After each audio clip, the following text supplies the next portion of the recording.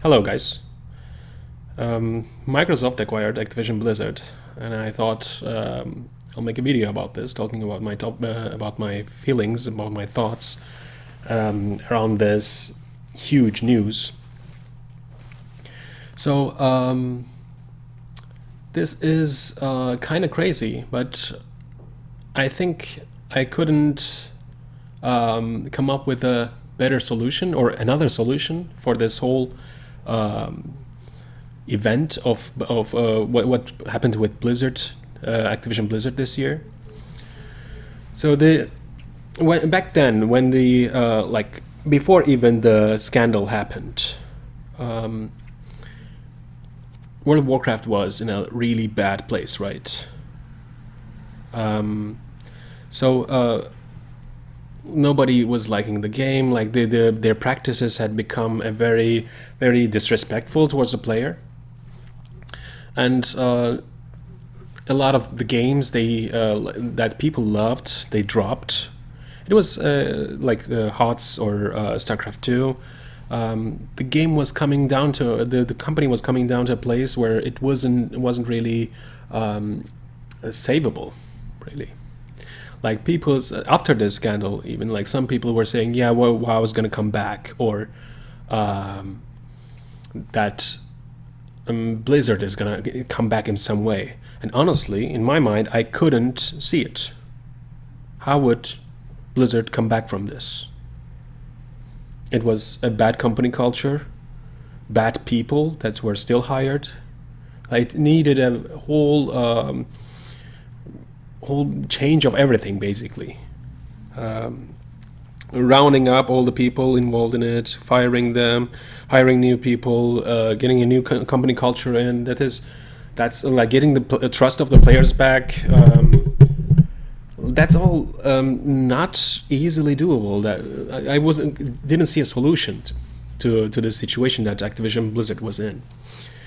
But I also couldn't see such a beloved company such as Blizzard disappear, basically. So what had to happen, I guess, happened, and Activision Blizzard was acquired. I mean, nobody foresaw this, I think. Like, I didn't foresee it, but in hindsight, it makes sense. This is the only solution that can happen. Like, there's such a company with such beloved franchises gets acquired. They will now, I think, clean up, purge the people who are involved in any kind of not just the scandals, but just bad practices in also game development. They will get rid of them, and they will hopefully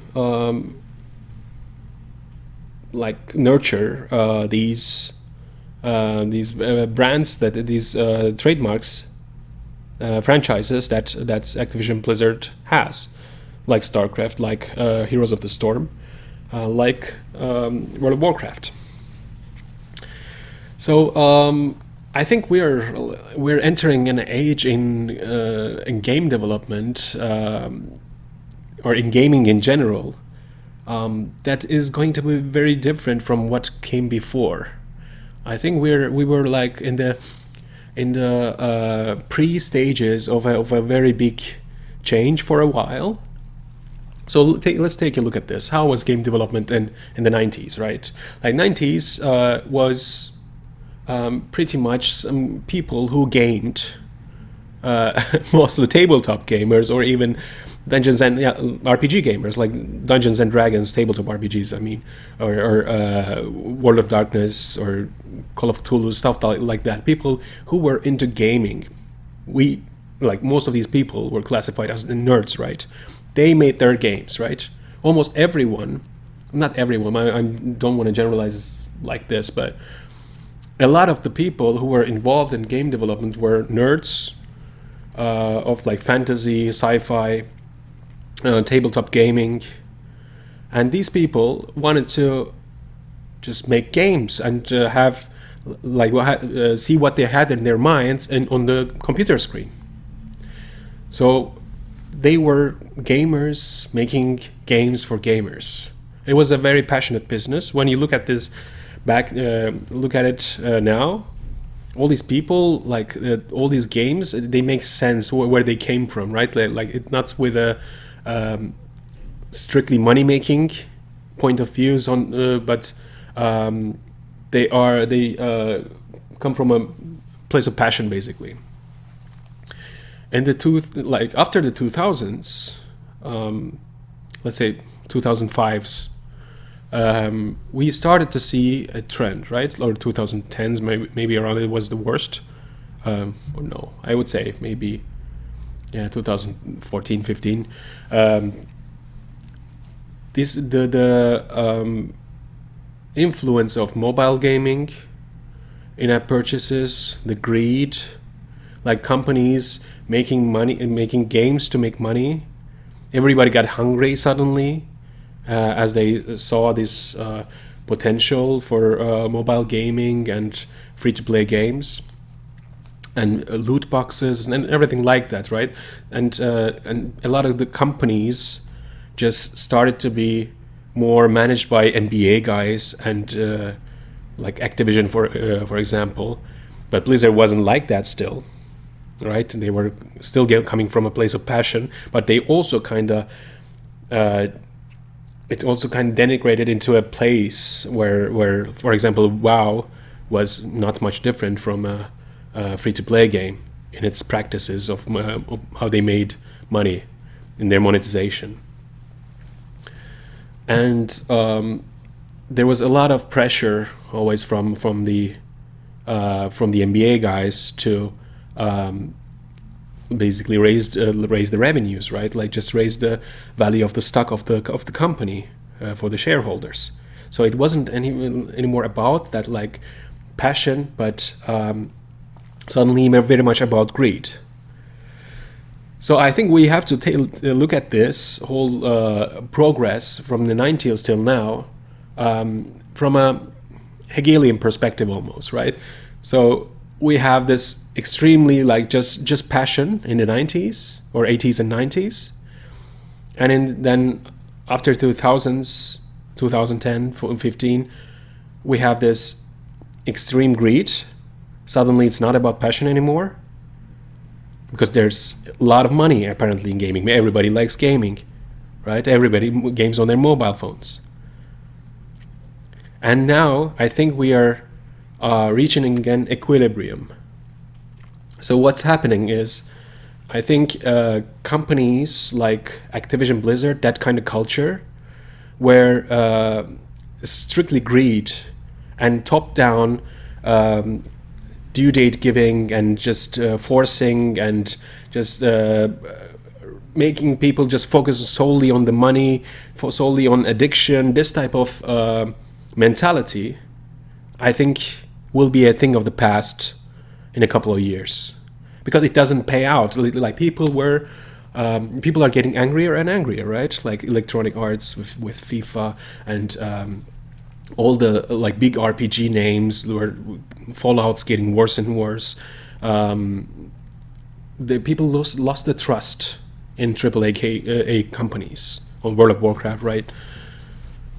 So right now, I think there's a more mature take on all this, which is going to be established, which is going to be, I think, the rule. And I think like we'll go in a few years maybe, or in 10 years, we'll look back at this acquisition and think like these are the times. This was one of the actions that were one of the first steps going into that direction. So why am I saying this? Because Microsoft is a huge company, right? They won't, I think, micromanage how these games are built. They can't, right? It doesn't make any sense. It's not their model.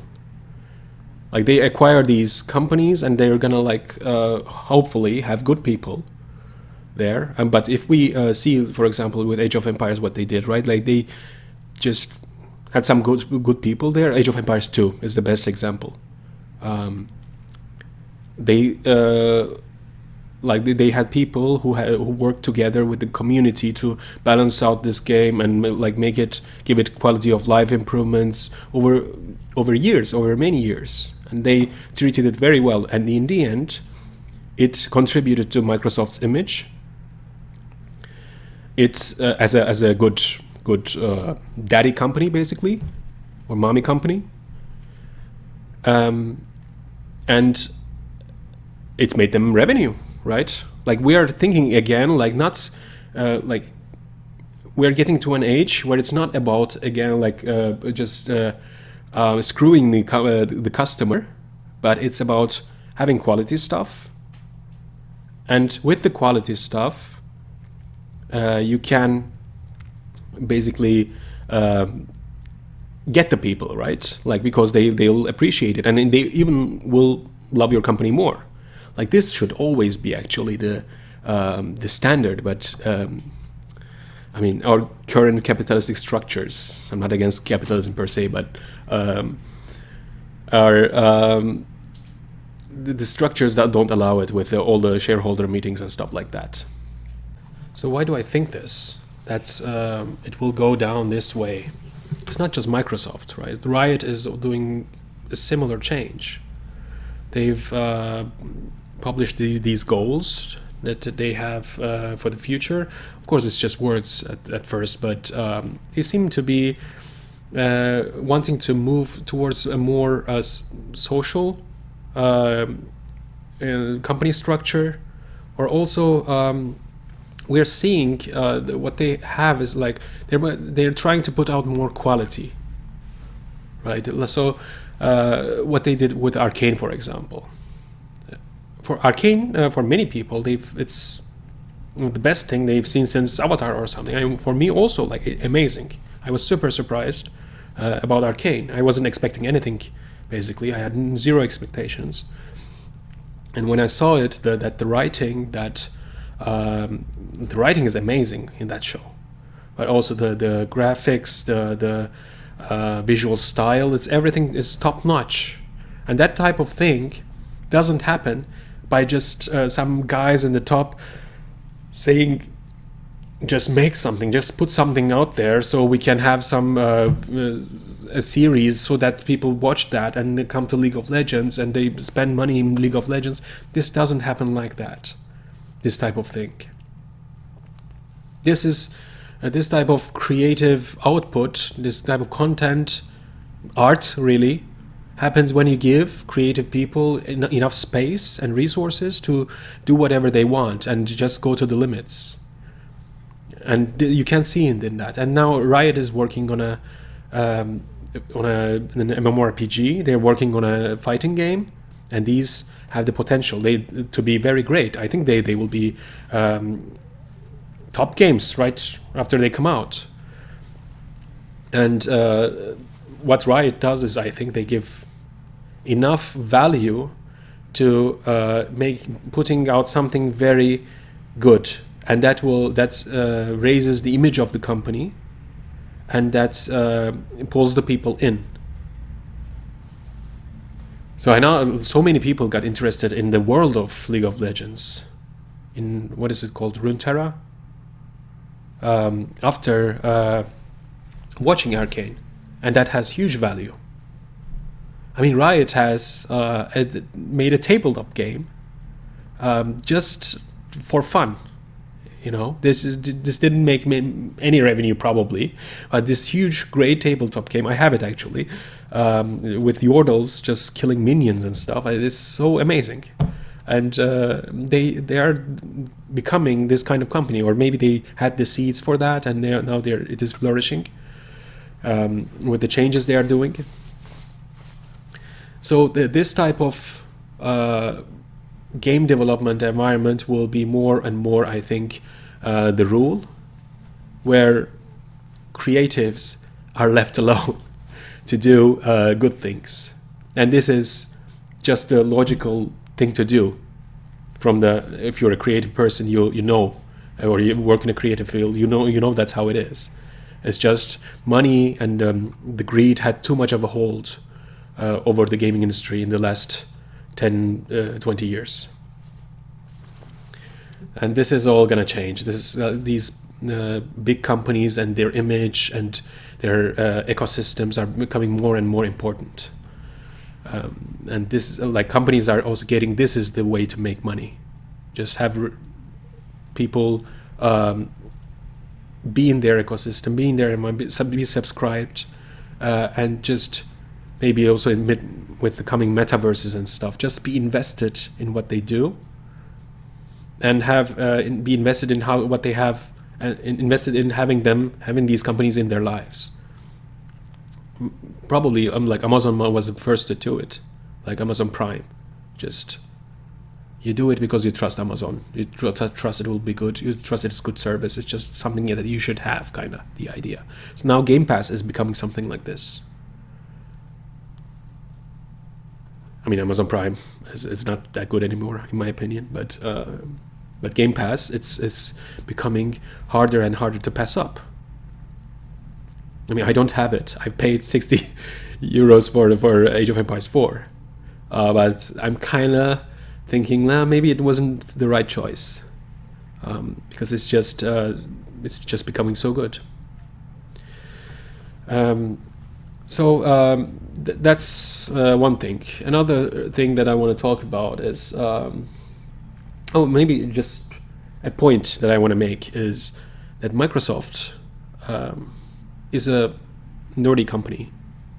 It's kind of like they're software developers, right? They're not huge, like it's not governed by this huge like money-making structure. They made always money, right? Like with Windows and stuff, Office.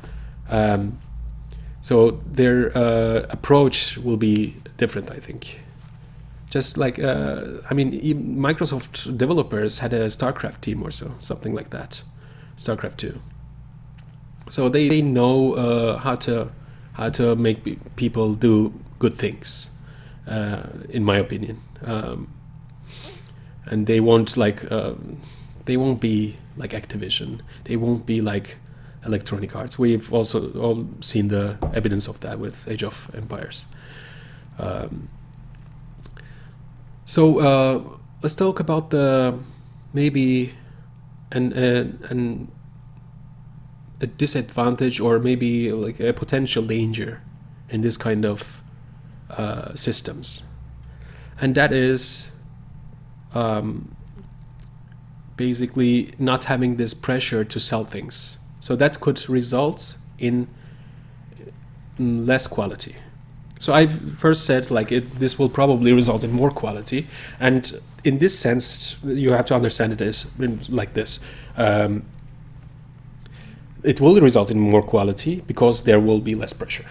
There will be less incentive to screw over the customer. There will be more freedom for the developers. But more freedom doesn't directly translate into quality. If you have good people, yes. If you have passionate people, yes. But also it can result in more mediocrity because they don't have the pressure. They will just make games and it'll be for free on the Game Pass. So maybe they won't even, like, the only feedback they will be getting will be not the revenues they make, but like how many people played your game. Did people play your game? And you make a great game, like only few people play it because it's just like a niche game, or you make a bad game, a lot of people try it. It's just, I think in these kinds of Netflix type of environments, the quality of feedback gets lost a bit. What is really successful, what is really good, right?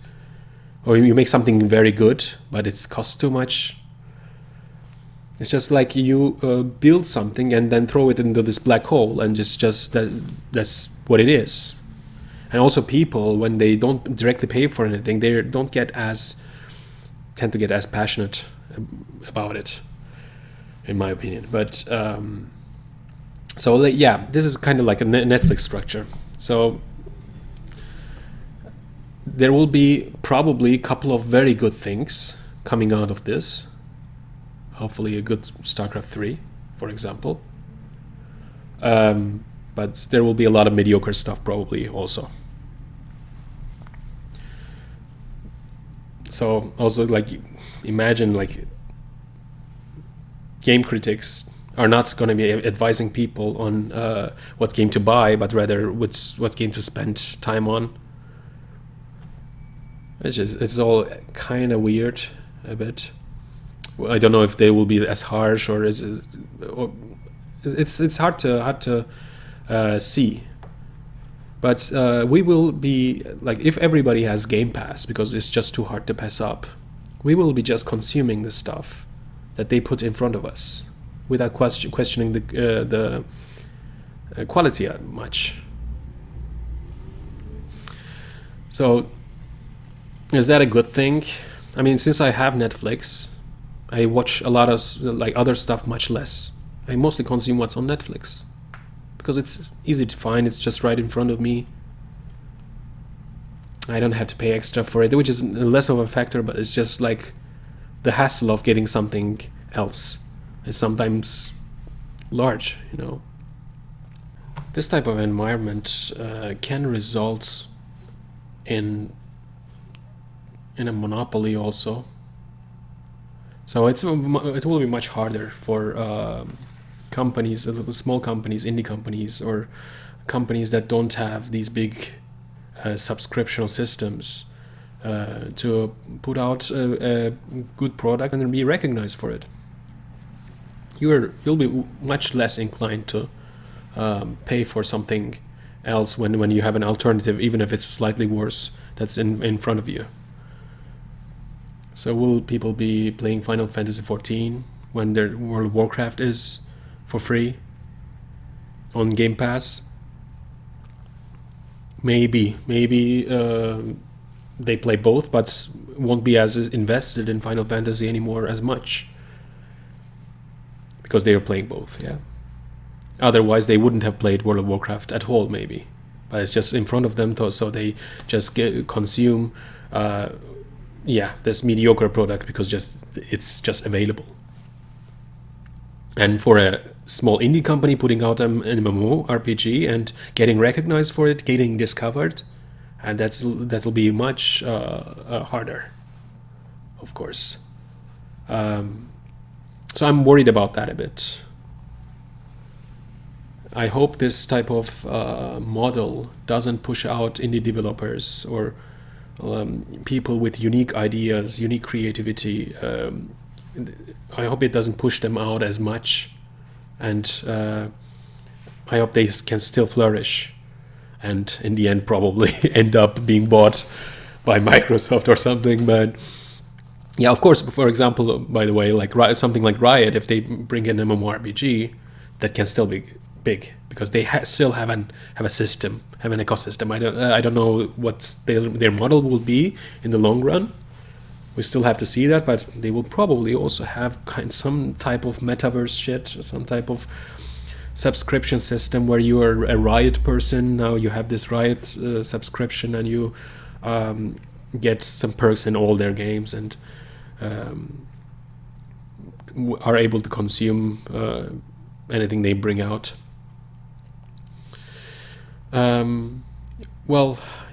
This is pretty much it. For the immediate time in front of us, I think this is a very positive acquisition, positive news.